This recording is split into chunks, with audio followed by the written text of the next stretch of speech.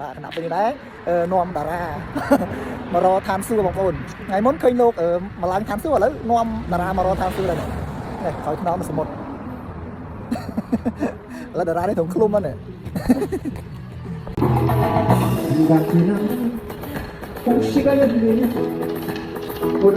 ផ្លូវឡើងទៅឋានសួគ៌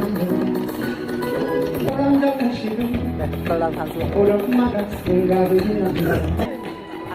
ហើយតែរកឋានសួគ៌ហើយខាងក្រោយសមុទ្របងប្អូនហត់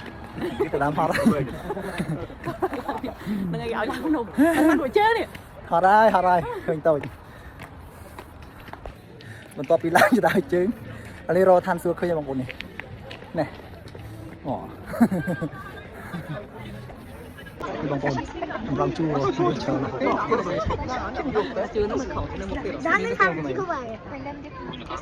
តម្រង់ជួររងចាំឡើងចដើទៅឋានសួគ៌វ៉ាមនុស្សច្រើនណាស់បងប្អូនបាទ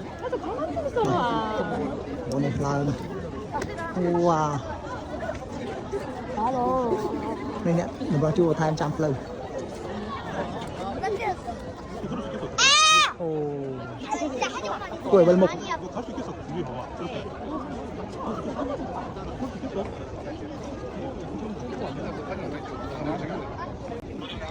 បងប្អូនក្រោយពីតម្រង់ជួរមនុស្សនឹងច្រើនឥឡូវនេះបានមកដល់មាត់ចណ្ដើផ្លូវទៅកាន់ឋានសួគ៌ហើយឃើញថាមានមនុស្សតម្រង់ជួរច្រើនណាស់បងប្អូនថ្ងៃនេះសម្រាប់វ៉ា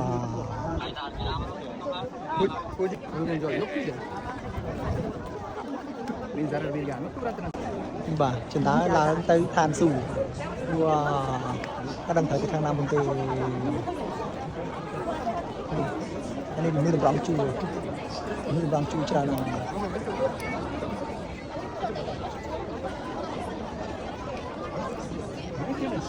បាទពេលនេះចាប់ដើមឡើងឋានសួគ៌ហើយបងប្អូនអូកើវ៉ាកើកាយាសាប់បងប្អូនណានេះវ៉ា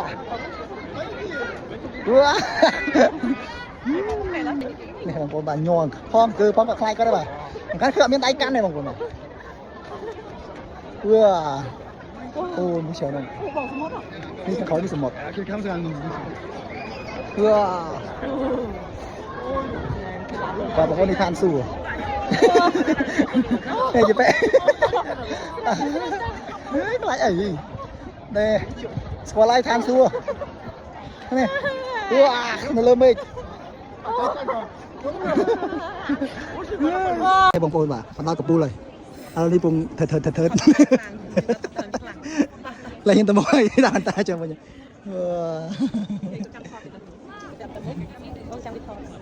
គាត់ចាំមិនឯងហ្នឹងអត់មានកាមេរ៉ាទេបានអត់ខ្ញុំពីសមុទ្រថតពីសមុទ្រមិនដែរមានអារម្មណ៍មិនដែរទីជីញ័រជើងទេញ័រដៃញ័រជើងញ័របេះដូងញ័រគ្រប់កន្លែងទាំងអស់សំខាន់វាឈឺនោមទេវាស្រៀវនោមចង់លេចនោមតាមជើងកោជ្រោយអីចឹងជោគជ័យខ្ញុំđangខ្ញុំជោគជ័យហើយខ្ញុំខ្លះហើយសូមអរគុណសូមអរគុណសូមបងប្អូនឋានសួគ៌នៅនេះសក់ញ័រជើងតតាត់វ៉ាឡើងឋានសួគ៌បងត្រូវមកចុះឋានសួគ៌បាទធម្មជាតិនេះវិញតូចទេតែពិតភ័យដល់ញ័រជើងធ្វើឯណាខ្លះខានវ៉ានេះអីនេះសក់អីនេះឡើងមួយវាគេយកម៉ូតចឹង